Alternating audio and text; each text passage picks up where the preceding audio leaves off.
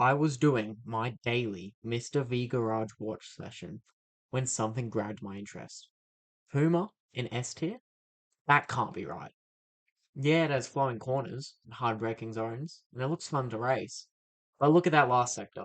It's all slow Singapore sling type turns. And the run into turn 9 is all wrong. The dirty air would be insane. This would suck to drive.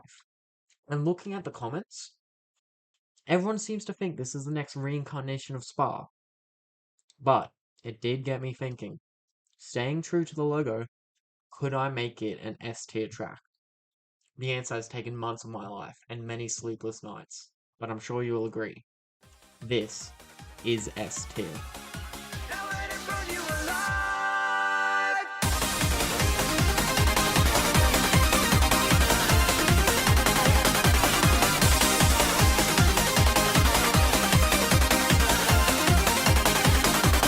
Working into the nighttime, I'm nearing the enlightened and lifted high. What I would give to be there, sharing the word of love out to be the very voice of the world should hear above all any other. Many would try to tell me it's better to be quiet and not believe, but I can't dodge a vision I had so many years back that told me I was destined to share with you the joys of love and freedom. Someday over the horizon, I'll be there with you, a hidden paradise. Join me, I can make it easy. Rid yourself of that divide. With a loud burning faith, I echo to you. I can't wait. So, how did I make that?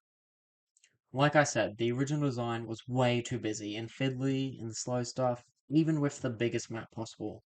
Instead, I made two key differences to help the flow. Firstly, I scrapped turns 15 to 20 completely. In testing, they were way too fiddly and forced cars to run single file through them, completely ruining any chance of wheel-to-wheel battling created by the very good turns 12 to 15. To replace them, I created a long triple apex, like Turkey Turn 10. A sweeper that is completely flat out and allows the car behind to challenge in the turn or stay in the slipstream and send a move into turn 1. This was a vast improvement and made the final sector of the track my personal favourite. It's extremely technical start that gradually lets you build up speed before the pit straight. Secondly, I scrapped the sweepers before turn 8, as they ruined any chance of an overtake by sending a ton of dirty air into the following car.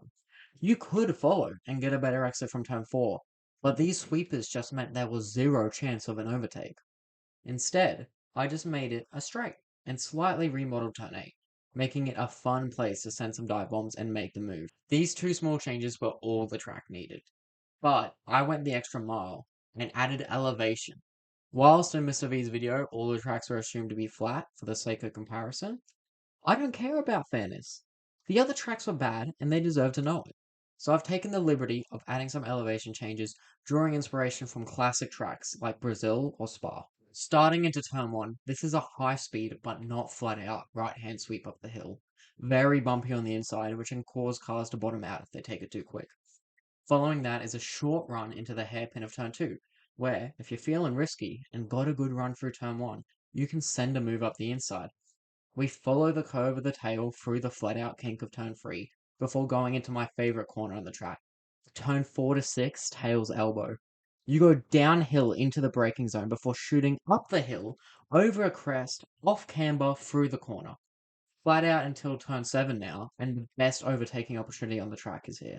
It's a medium speed hairpin with a decently sized braking zone, and the exit kink of turn 8 forces your opponent to go the long way around if you can get a move up the inside. However, if your opponent can stay in the slipstream, turn 9 represents a great opportunity to fight back. It's completely flat, even with slipstream and dirty air, and it goes into the medium braking zone of turn 11, meaning you can close through 9 and send it in 11. Out of the forest now and into the stadium section, turns 13 is a slow 90-degree left-hander before the flat-out sweep of turn 14, into the extremely tricky braking zone of 15. This sequence is the best spot for wheel-to-wheel battling, as one corner just flows into the other and the outside becomes the inside, becomes the outside again.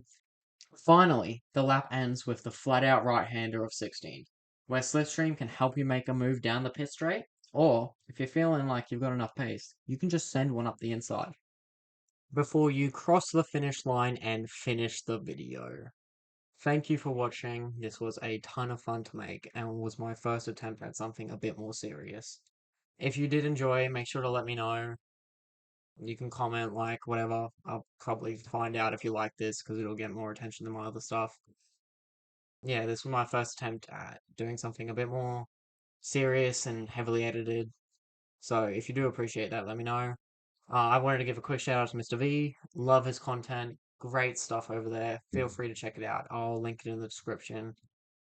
Um, it's the if you want to race this track, it's on Race League.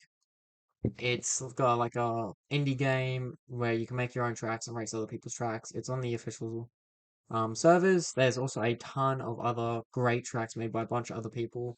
If you want me to continue on making tracks in this game, let me know. I'm more than happy to do that. I've got some sitting in my backlog right now that I can make videos of.